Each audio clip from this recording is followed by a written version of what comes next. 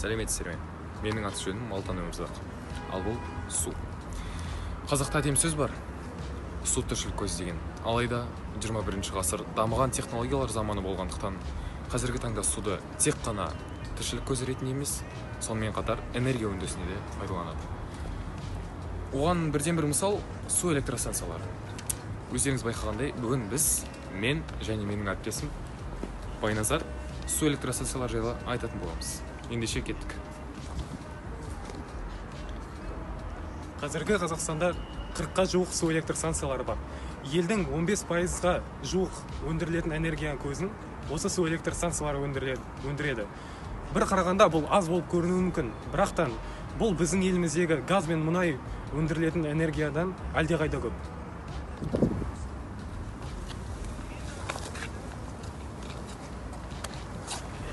Су электростанцияларының көп бөлігі Қазақстанның оңтүстік және шығыс аймағында көп орналасқан. Бағана әріптесім Байназар айтып өткендей, қазіргі таңда Қазақстанда 40-қа жуық жалпы су электростанциялары бар. Бірақ олардың негізгі төртеуі төрт алып және ірі су электростанциялары кездеседі. Ең біріншісі ол Өскемен су электростанциясы, екіншісі Қапшағай, үшіншісі Бұқтырма және төртіншісі ең соңғысы Шүлбі. Осы төрт электростанция Қазақстандағы ең алып және ең көп көлемде энергия өндіретін су электростанциялар болып табылады.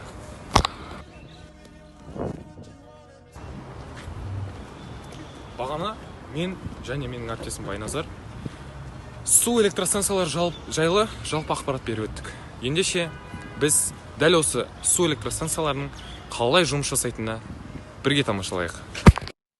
Су электростанцияларын алғаш ақш ғалымы және инженері Уильям Джордж Армстронг 1878 жылы ақштың Норт-Айленд қаласында өзен бойында соққан болатын.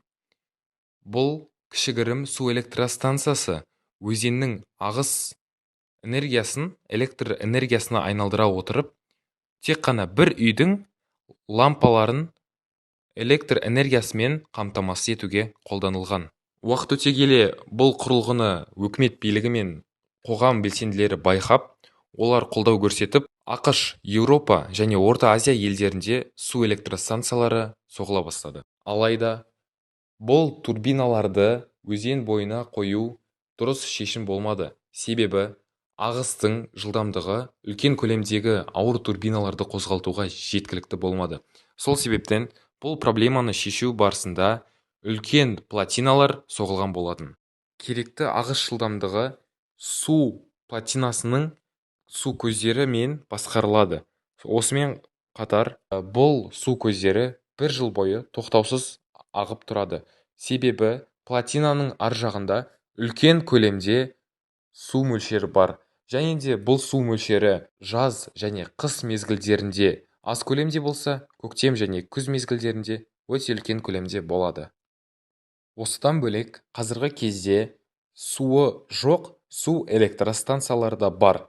Олардың жұмыс жасау принципі таудағы және басқа жердегі өзен немесе ағысты жерлерден суды трубалар арқылы су электростанцияларының турбиналарына жалғап, гидроэлектростанцияның өзіне жіберу арқылы судың ағысының потенциалдық энергиясын кинетикалық энергияға айналдыру арқылы жұмыс істейді. Су платиналары топырақ және бетоннан соғылады. Сонымен қатар бұл платиналарда су ағыс көздері, яғни үлкен тесіктер жасалады. Оның жасалуының бірден бір себебі, егер бұл тесіктер болмаса, су платинасын су тесіп өтетін еді. Сонымен қатар ағысты басқару мақсатында бұл тесіктер жасалады. Су көзінен шыққан үлкен жылдамдықпен қозғалатын су ағысы су турбинасына түсіп, оны қозғалту арқылы астындағы бағыттаушы спиральға түседі. Бұл спиральдің қызметі суды ары қарай су турбинасына жіберу емес, оны керекті бағыттай отырып, ротордың теміріне жіберіп, роторды қозғалту. Роторға бекітілген электромотор айналу арқылы айнымалы тоқ тудырады. Бұл тоқтың көлемі шамамен 10 мыңнан 18 мың вольтқа шейін жетеді. Бірақ бұл вольт алыс қашықтықтағы мекендерге жетуге жеткіліксіз болғандықтан, трансформатор қолданылады. Трансформатор пайда болған тоқтың көлемін 10-нан 15 есеге шейін үлкейтеді. Үлкен көлемдегі тоқтың кернеуін арттыру трансформаторды қыздырып жібереді.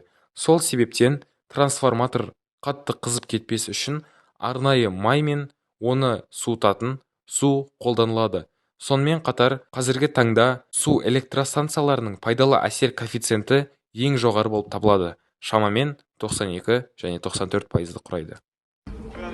Ал ендеше сіздермен болған мен және менің әріптесім Байназар. Ал ендеше қош сау болыңыздар.